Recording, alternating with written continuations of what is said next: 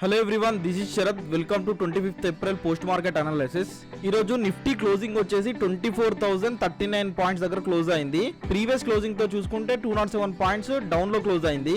Sensex 79 points 212 దగ్గర close అయిందండి. Previous closing తో చూసుకుంటే 588 పాయింట్స్ డౌన్ లో క్లోజ్ అయింది. మార్కెట్ ఫాల్ అవ్వడానికి రీజన్స్ వచ్చేసి US tech sell off effect అండి. నాస్డాక్ లో రీసెంట్ ఫాల్ వల్ల ఇండియన్ స్టాక్స్ లో సెల్లింగ్ ప్రెజర్ చూసాము. Rising US bonds yields.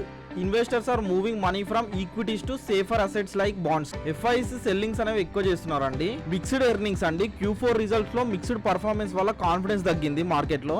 Crude oil prices, Brent crude prices rise వల్ల ఇన్ఫ్లేషన్ అండ్ కాస్ట్ కన్సర్న్స్ పెరుగుతున్నాయి. ఇవి కంబైన్డ్ గా ఒక నెగిటివ్ సెంటిమెంట్ ని క్రియేట్ చేసి బ్రాడ్ గా కరెక్షన్ కి లీడ్ చేశాయి. Top gainers SBI life, Atul limited, emphasis. Top losers Motilal Oswal financial, Angel one, Reliance power. ఒకటి చెప్తాను గుర్తుపెట్టుకోండి అండి, మార్కెట్ లో కరెక్షన్ వచ్చినా every dip is a learning opportunity అండి. షార్ట్ టర్మ్ లో వోలటాలిటీ ఉన్నా బట్ లాంగ్ టర్మ్ ప్లేయర్స్ కి మాత్రం ఇది ఒక స్టాక్ సెలెక్షన్ ఫేజ్ అండి. డోంట్ పానిక్ అండి. Instead observe how strong companies behave in this correction. ఆ స్టాక్స్ ఫ్యూచర్ లో విన్నర్ అవుతాయి.